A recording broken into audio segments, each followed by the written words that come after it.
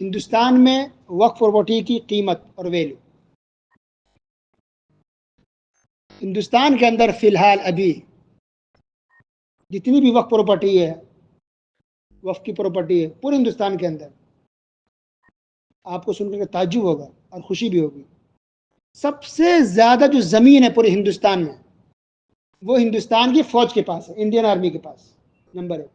Number 2 پہ سب سے زیادہ زمین جس کے پاس ہے وہ ہے ریلوے، ٹرین والوں کے پاس، اور تیسرے نمبر پر سب سے زیادہ زمین جس کے پاس ہے وہ ہے وقف بورڈ کی زمین، یعنی ہمارا مسلمانوں کا اوقاف، وقف، مسلمانوں جو وقف کیا ہے، جو ہمارے اسلاف، باپ دادا بزرگ جو وقف کر کے چلے گئے ہیں، وہ آج ہندوستان میں سب سے تیسرے نمبر پر ہے۔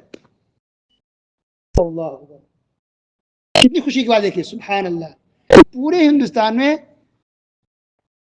پورے ہندوستان کا تیسری سب سے بڑی پراپرٹی ہے وقف کی پراپرٹی، تیسری سب سے بڑی، اللہ اکبر۔ اور اس پراپرٹی کو اگر بیچا جائے، اگر پوری وقف کی پراپرٹی کو ہندوستان کے جو ہے فی الحال اگر اس کو بیچ دیا جائے تو ہر مسلمان کو، چاہے جوان ہو، بوڑھا ہو، بچہ ہو، عورت ہو، مرد ہو، سب کو کم سے کم 25 لاکھ روپے مل جائیں گے۔ ہندوستان کی جو وقف پراپرٹی ہے، جتنی زمینیں ہیں، اگر بیچ دیا جائے مثلا، تو ہر مسلمان، ہندوستانی مسلمان کو، چاہے بچہ ہو یا بوڑھا ہو، ہر فرد کو 25 لاکھ روپے مل جائے گا، یہ کم سے کم۔ اللہ، اتنی قیمتی چیز ہے۔ اور آج ہندوستان میں مسلمان سب سے غریب قوم ہے، تو گویا سب سے غریب قوم کی سب سے قیمتی چیز۔ اللہ اکبر۔ ٹوٹل کتنے وقت کی پراپرٹی ہے ہندوستان کے اندر؟ تو 8,51,535، 8,51,535 پراپرٹی ہندوستان کے اندر، یعنی کچھ زمینیں ہیں ممبئی میں، کچھ دلہی میں، کچھ بہار میں، کچھ یو پی میں، کچھ تمل ناڈو میں، کچھ کیرلا میں، کچھ حیدرآباد، اس طرح سے پورے ہندوستان کے اندر ہے ماشاء اللہ۔ اگر گنتی کرے کہ ٹوٹل گنتی کتنی ہے تو یہ گنتی ہے 8,51,535 پراپرٹی ہے وقف بورڈ کی۔ یہ 2022 کے سروے کے مطابق ہے، میں ہوائی بات نہیں کر رہا ہوں۔ کمیٹی نے جب سروے کیا تو 2022 کے حساب سے پراپرٹی ہے، ابھی 24 چل رہا ہے تو یہ بڑا ہوگا ابھی، تو گویا کہ تقریباً 9 لاکھ کے آس پاس ہو گیا ہوگا وقف کی پراپرٹی، سبحان اللہ۔ تو اتنی قیمتی پراپرٹی ہے، لیکن مسلمان سب سے غریب ہے ہندوستان کے اندر۔ کیوں؟